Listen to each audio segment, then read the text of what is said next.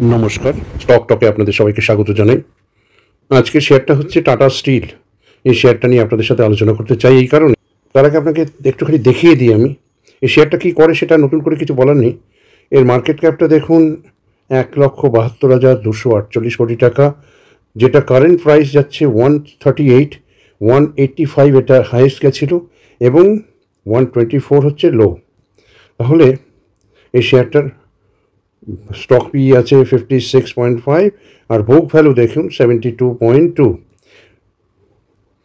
এই tata steel company 1907 সালে এশিয়ার ফার্স্ট ইনঅপারেটেড প্রাইভেট স্টিল কোম্পানি হিসেবে পরিচিত হয় টাটা স্টিল লিমিটেড।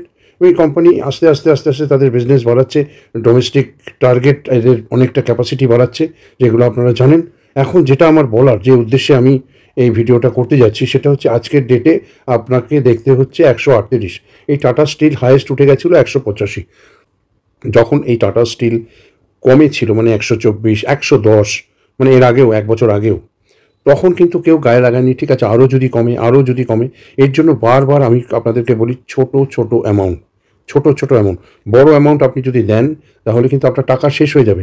আজকে দেখুন 138 টাকা আছে, কালকে আপনাকে এটা হতে পারে 135 বা 130-এ যেতে পারে। মার্কেটের যে অবস্থা, কেউ বলতে পারে না যে এটা 135 বা 132 বা 130 এতে চলে যেতে পারে।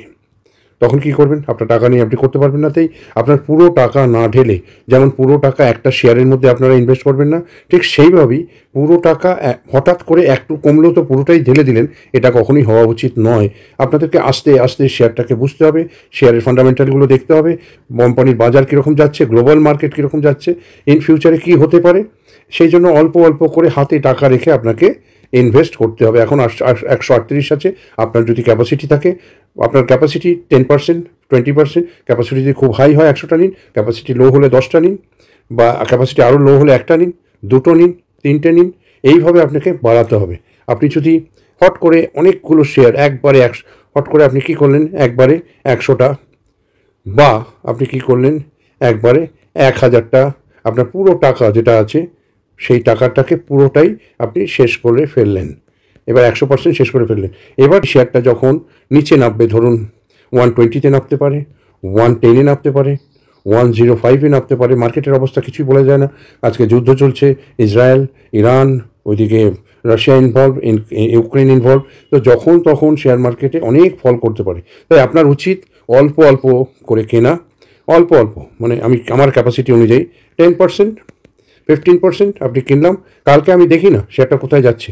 শেয়ার যদি আপ ট্রেন্ড থাকে তাহলে একটু চুপ করে থাকবো, আবার যদি লো ট্রেন্ড নিচের দিকে আসে তাহলে আমি কী করবো, আবার সেখান থেকে আবার 10% আমার ক্যাপাসিটির কিনে নেবো। কিনে নিয়ে এইভাবে অ্যাভারেজ করতে আপনি দেখবেন আপনার যে জায়গাটা ছিল, যে আপনার এখানে হয়তো 160-এ কেনা, এবার বা 140-এ কেনা, সেটা কিন্তু এখানে 130, 120, 100 টাকা, আবার 130।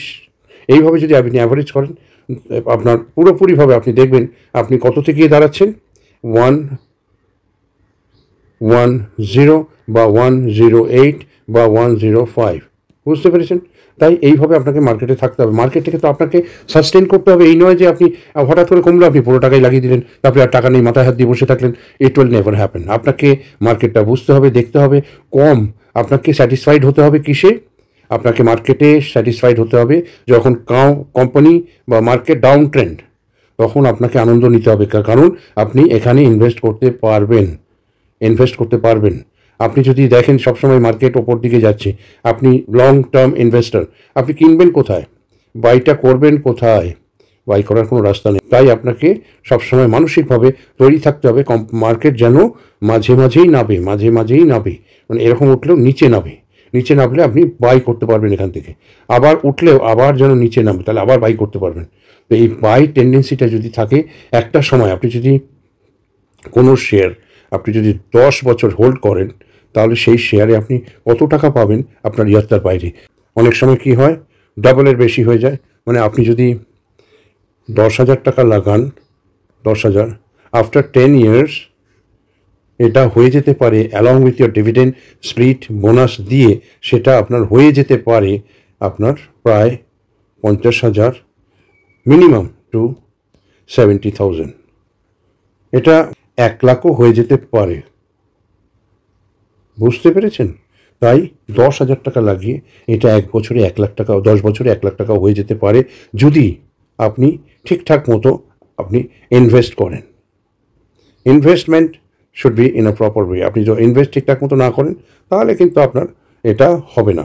আপনাকে দেখতে হবে, মার্কেট বুঝতে হবে, মার্কেট বুঝে অল্প অল্প করে ইনভেস্টমেন্ট করতে হবে। বড় ইনভেস্টার হন না, মাঝে মাঝে বিক্রি করলেন, সেটা ট্রেডিং করলেন, আলাদা কথা। কিন্তু এইসব যাদের মানে এই ক্যাপ আছে, এইসব কোম্পানির উপর আপনাকে ভরসা করতে হবে। ভরসা করে আপনাকে এগোতে হবে, যার বুক ভ্যালু, ফেস ভ্যালু সব কিছুই ভালো আছে। এখন স্প্লিট বোনাস দেবে না, তার কারণ ফেস ভ্যালু এখন 1 আছে, রিজার্ভ ভালো আছে, বোরিং কম আছে, এই কোম্পানি অ্যাসেট ভালো আছে, এই কোম্পানি কম্পিটিটরদের সাথে ঠিক জায়গায় মার্কেট করতে পারছে, ভালো অর্ডার পাচ্ছে।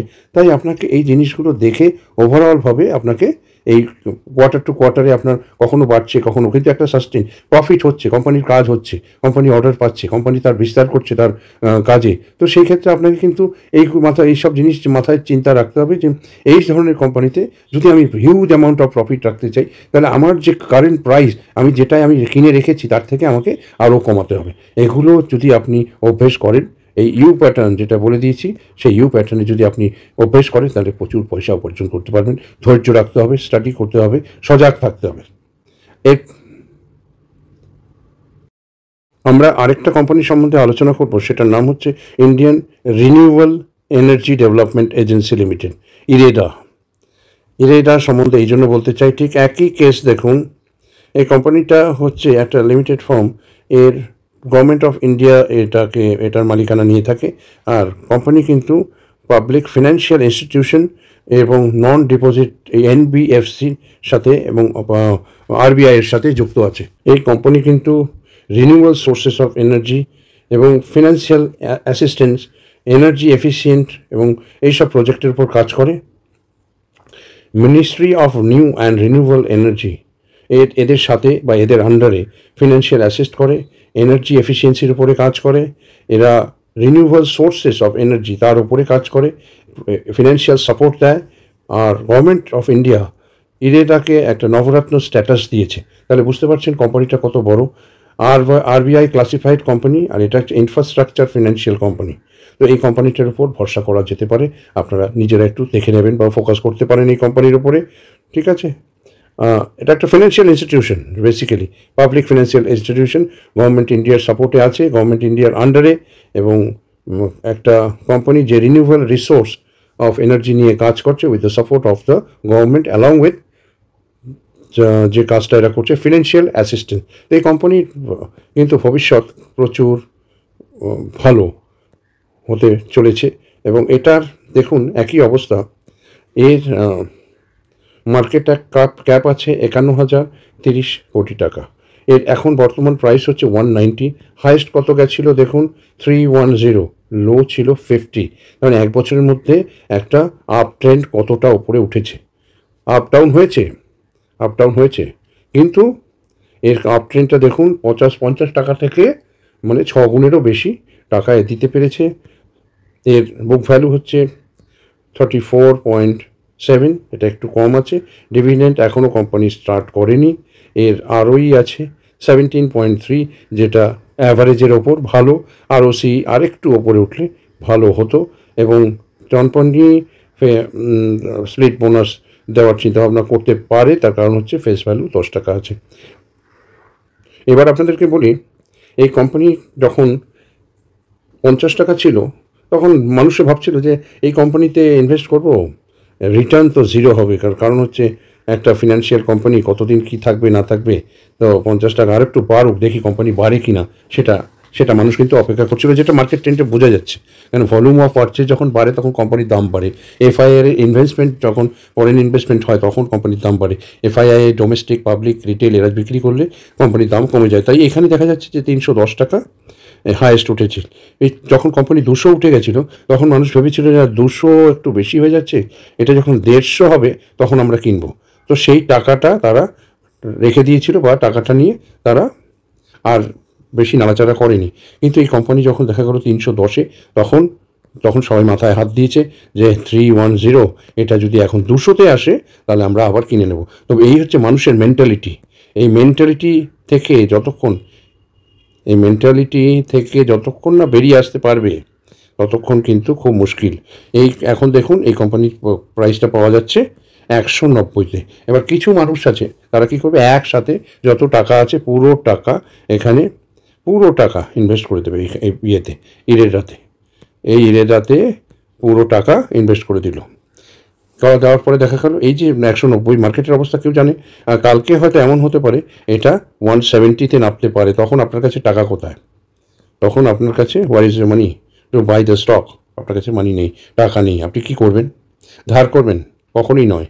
সেই জন্য আপনার যে পুঁজি আছে অবশ্যই সেটা যেন খুব এসেনশিয়াল না হয়, সেই ধরনের পুঁজিকে আপনি শেয়ার মার্কেটে লাগাবেন। শেয়ার মার্কেটের কথা কেউ কোনো দিন একদম ডেফিনিটভাবে বলতে পারে না কালকে কী হবে, কারণ গ্লোবালি অনেক আনসার্টেনিটি আছে। তাই সেটার উপর ডিপেন্ড করে আপনাকে শেয়ার মার্কেটে চলতে হবে, স্টাডি করতে হবে, রিসার্চ করতে হবে, নিজের বুদ্ধিতে চলতে হবে, নাহলে কিন্তু আপনি ডুবে যাবেন।